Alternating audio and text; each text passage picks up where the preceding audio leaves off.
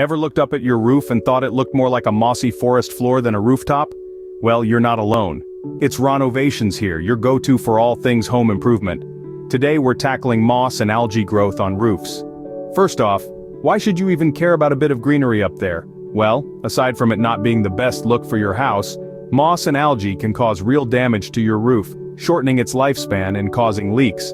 Not exactly the rooftop garden you had in mind, huh?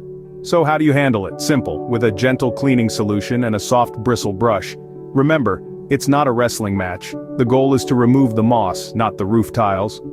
But what about prevention? Well, installing zinc or copper strips at the peak of your roof can help, as rainwater washing over these strips can create an environment where moss and algae just can't thrive.